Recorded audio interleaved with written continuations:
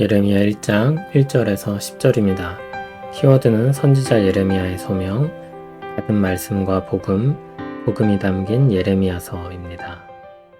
베냐민 땅 아나돗의 제사장들 중 힐기야의 아들 예레미야의 말이라.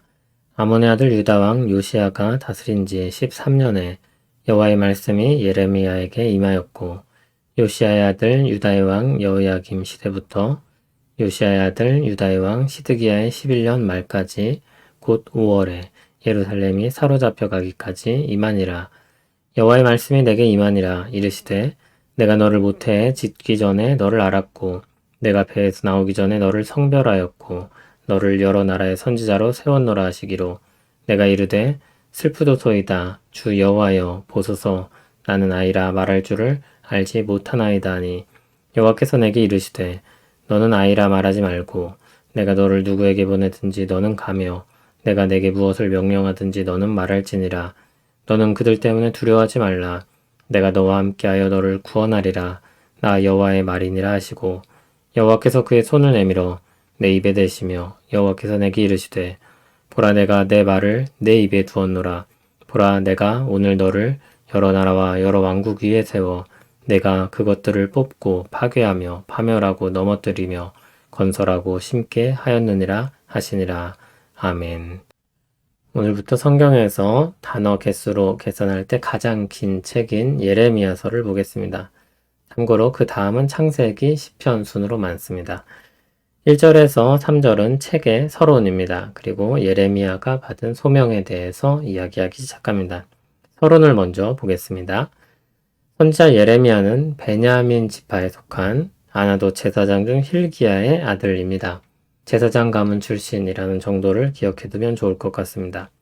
1절을 보면 예레미야의 말이라고 했는데 2절에는 여호와의 말씀이 임했다고 했으니까 예레미야가 하나님의 말씀을 받아 전했다고 정리하면 좋겠습니다. 이어지는 내용에서도 하나님의 말씀을 받아 전하는 것이 계속해서 강조되고 있는 것을 볼 수 있습니다. 말씀을 받은 때는 유다왕 요시야가 다스린 지 13년으로부터 여호야김 왕을 거쳐 시드기야 왕 11년 말까지입니다. 참고로 3개월 동안 통치했던 여호아하스나 여호야긴은 여기서 생략됩니다. 예레미야는 40년이 넘는 기간 선지자로 활동했습니다.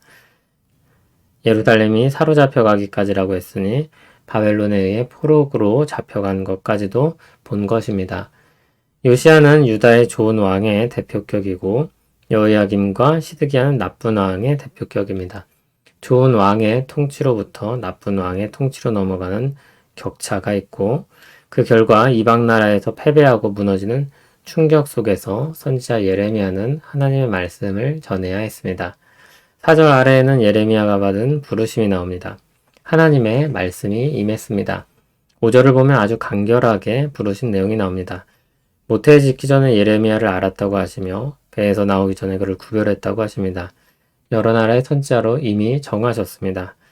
유다에서 주로 활동한 선지자이긴 한데 그의 사역의 범위는 훨씬 넓습니다. 그는 부르신 대로 여러 나라를 향한 말씀도 선포하게 됩니다. 하나님은 정하신 뜻을 따라 이제 그에게 선지자직을 맡기십니다.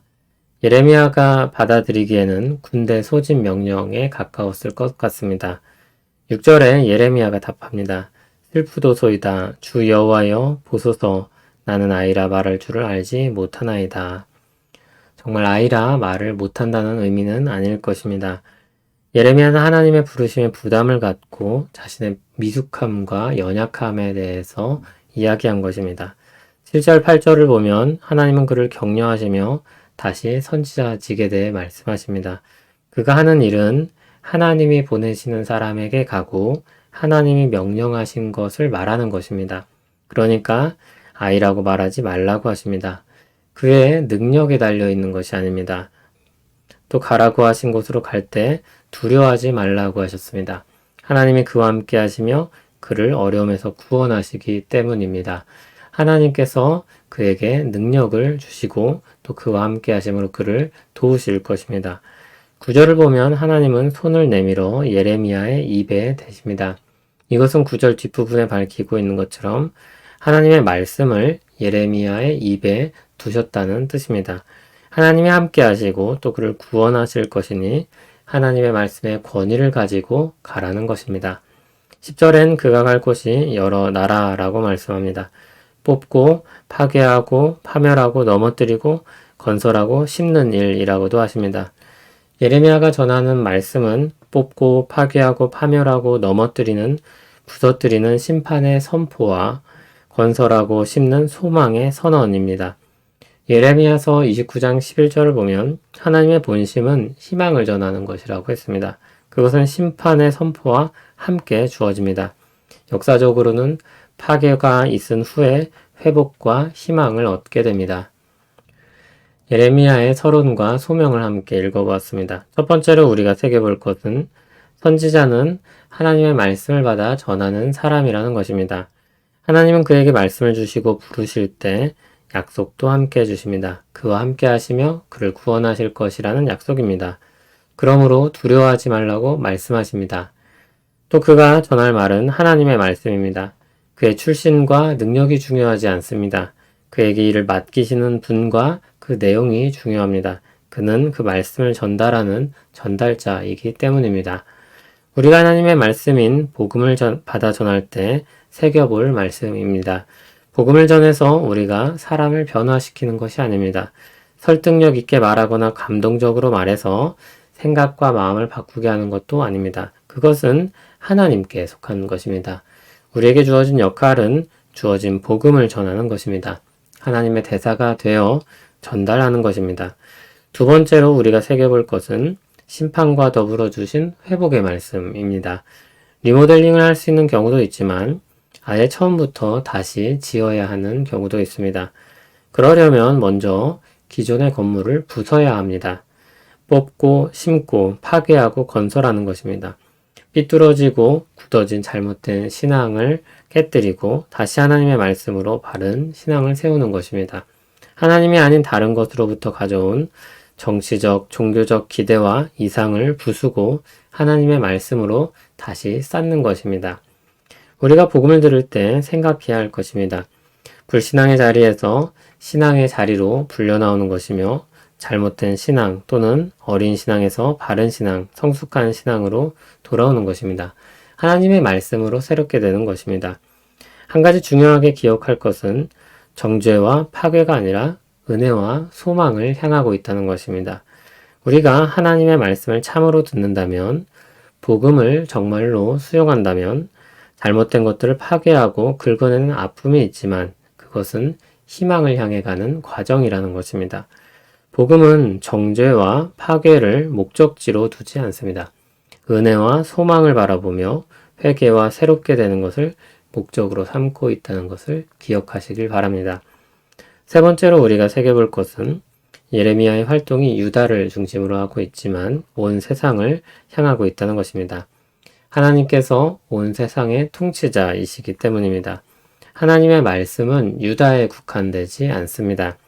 우리가 전하는 복음의 범위도 그렇습니다. 하나님께서는 처음부터 온 세상의 주인이셨고 온 세상을 향한 회복의 복음을 계획하셨습니다. 그래서 복음이 예루살렘에서 출발하지만 온 세상을 향해 땅끝을 향해 나아가는 것입니다. 예레미야서를 향한 대장정을 시작했습니다. 하지만 우리 인생에 비하면 그리 길지 않은 시간 동안 읽어나가게 될 것입니다. 전체적으로 어두운 기조이기 때문에 부담이 있긴 하지만 그 안에 담긴 은혜를 볼 수 있도록 하나님께서 우리 눈과 마음을 열어주실 것을 기대합니다. 이번 달과 다음 달에 25장까지 읽게 될 텐데 설레는 마음으로 이 여정을 함께 하길 소원합니다. 우리는 하나님의 말씀인 복음을 예레미야서에서도 발견하게 될 것입니다. 우리에게 찾아오셔서 말씀하시는 하나님께 감사합니다. 우리가 감히 다가설 수 없는 거룩하신 하나님께서 우리의 언어로 말씀하시고 그 뜻을 깨닫게 하셨습니다. 우리를 향한 희망의 소식을 듣게 하셨습니다. 그 은혜를 힘입어 주께 믿음으로 나아갑니다. 우리에게 베푸신 풍성한 복을 깨닫고 영위하게 하시고 온 세상에 나타내며 살아가게 하옵소서. 우리의 하루하루를 돌보아 주시길 기도합니다. 예수님 이름으로 기도합니다. 아멘.